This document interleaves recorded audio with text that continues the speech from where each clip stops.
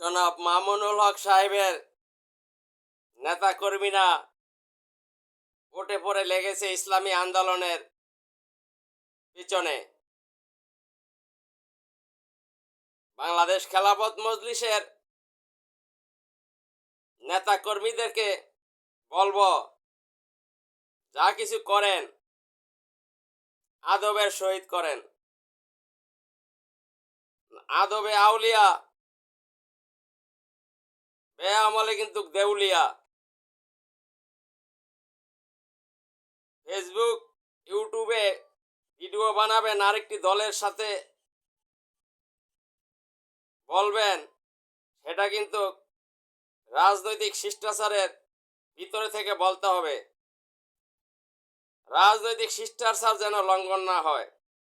আলোচনা সমালোচনা থাকবে, সেটা গঠনমূলক হতে হবে, কাউকে চরিত্র হরণ করে নয়।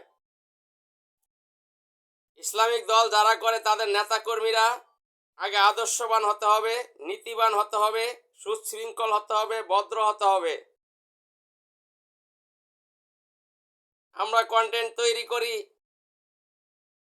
খাওয়া এবং পড়ার জন্য নয়, ভিডিও আপলোড দেই দেশের মানুষকে সচেতন করার জন্য, সমাজকে ভালো করার জন্য, ইসলাম দেশ ও মানবতার কল্যাণের জন্য।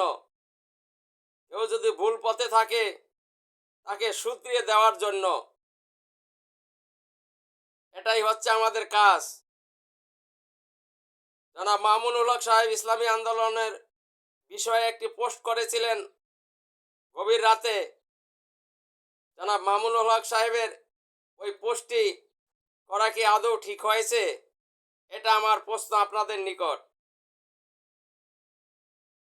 আপনারা একটি ইসলামিক দলের কর্মী হয়ে অনেক মাওলানা, মুফতি, হাফেজ, কারি, আপনারা কিভাবে বাংলাদেশের একজন শীর্ষ ইসলামিক দলের পলিটিশিয়ান লিডারকে কিভাবে গালিগালাজ করেন? আপনাদের বিবেকে কি একটু বাজে না? আওয়ামী লীগ, বিএনপির মতন কি হয়ে গেছেন আপনারা? আপনারা কিভাবে নিজেদেরকে ইসলামিক দল দাবি মনে করেন? আপনাদেরকে বলি, আপনারা খুব সতর্কভাবে কাজ করবেন, আর তা না হলে কিন্তু আপনারা ধ্বংসের দিকে ধাবিত হইতেছেন। এই ধ্বংসের দিকে যেন ধাবিত না হন, সেই উদাত্ত আহ্বান আপনাদেরকে আমি জানাই।